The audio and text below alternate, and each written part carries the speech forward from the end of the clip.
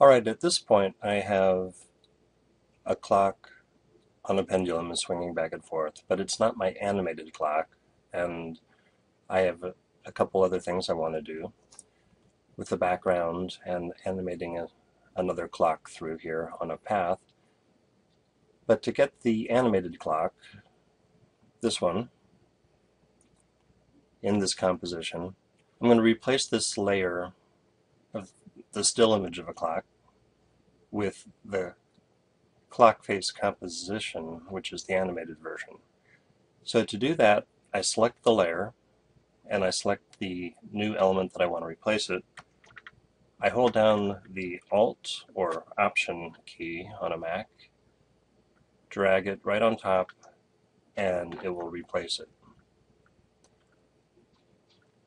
It's obviously much bigger. If you'll recall in Photoshop when we copied that in, we scaled it down 25%. I'll do the same thing. I'm going to hit the letter S on the keyboard to bring up my scaling, type in 25, and these two values are locked together. So now we see the animated clock replacing the still clock. So it has all the relationships. The parenting is still there. Everything is the same. The other thing I can do with the clock face animation is bring that in as another element. I can use this composition as often as I like as a character. What I'm going to do is follow my storyboard,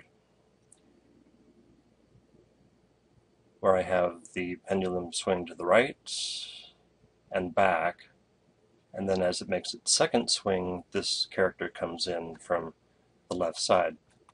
I'm going to open up the scaling on this one. This one I'm going to keep a little bit larger, and I'm going to position it over here. And I am going to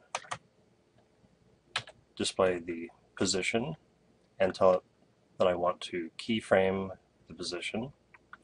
I'll also display rotation. So I'm going to use the Shift key and type R so that it displays both of these. I'm going to set keyframes for rotation, and I'll go ahead and do scale as well. That time I didn't hold the Shift key down, so I don't see the other ones. If I hit the letter U, it'll display all the properties that are currently being keyframed. Right, I am going to bring the pendulum to this point here. At this point, I want the clock to have moved in to this position.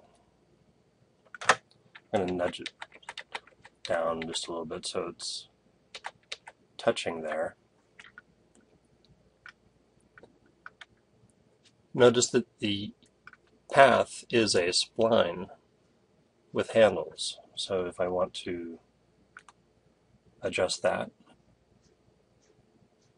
okay, that's this handle. So here I'm going to have it looping in. It's going to touch there,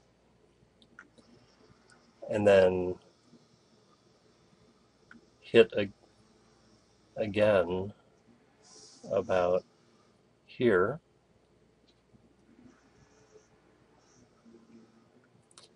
This is just all according to my storyboard.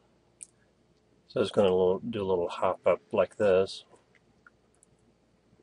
So it's going to touch, kind of bounce off, touch again, all the way down here.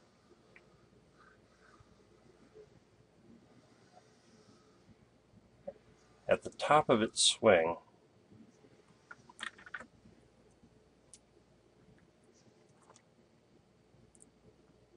which is at that keyframe, it will have traveled all the way over here, and it's going to get a boot out of the frame.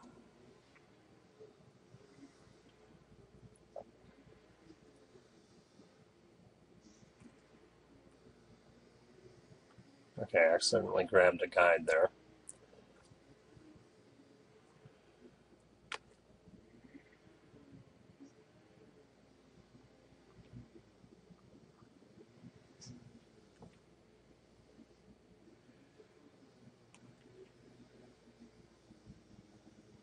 So I'm just going to.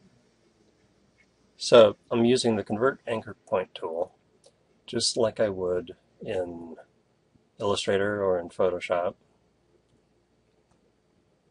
to break the curvature at the anchor points here. Now let's see how it looks.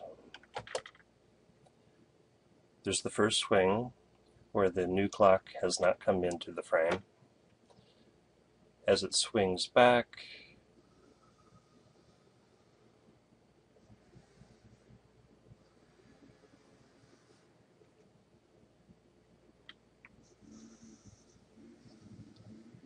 a little touch there, a little touch there.